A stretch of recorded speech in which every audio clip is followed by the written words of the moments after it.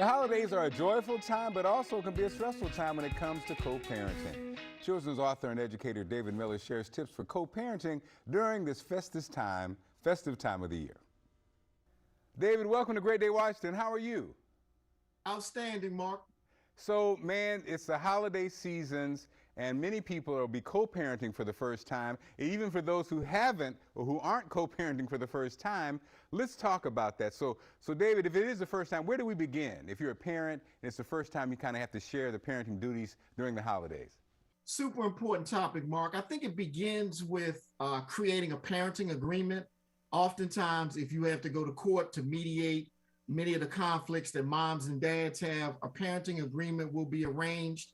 But outside of the parenting agreement, I think it begins with ongoing and consistent communication around holidays. And don't wait a week before Thanksgiving or a week before Christmas to begin to discuss pickup, what are going to be the rituals, what are going to be the drop-off times. All of those things have to be discussed prior to the holiday, and I think it has to be an ongoing conversation. And so, David, in your experience, a lot of times I think the concern you have, maybe one parent's going to buy more gifts than the other parent, or one parent is talking about the parent to the kid and they don't like it. How do you navigate those types of things? Would that be in that agreement or not necessarily? Well, I think that's the ongoing, consistent communication and respect.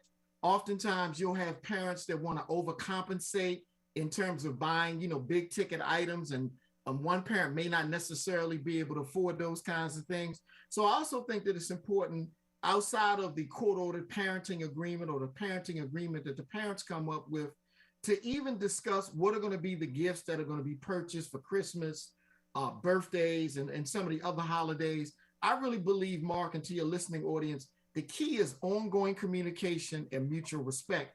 And we know that can be difficult. Many times parents are at odds because things within the relationship didn't go well, but always make sure that the children are the priority.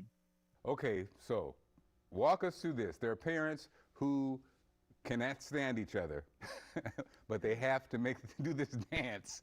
David, give us some advice for those parents. I mean, they do not get along. They basically despise each other, but they have these lovely kids, and they have to make it right. Give us some advice for the holidays. Well, I think we got to go back to the beginning. At some point, you liked each other, right? That's evident because now you have children or a child. And so I think the reality is if we can begin to keep our children first and realize that both parents, love and adore the child and want the best for the child and or children, I think mutual respect, humility and ongoing conversations are something that's really important. I also find that the use of text messaging can be really appropriate, and even email, because you can also document the conversations that mom and dad have. Because the reality is, Mark, some parents just don't get along and will never get along. So even things like sending out text messages as a reminder. Well, 2 weeks from today is Christmas Eve. I'm picking Johnny and Susan up at 2 o'clock. They're going to spend the day at my house, and then I'm going to bring them back to you by 7 o'clock. Even those constant and consistent reminders, via email or via text, because a lot of times parents are just at such odds. Having a civil conversation is just not necessarily going to happen.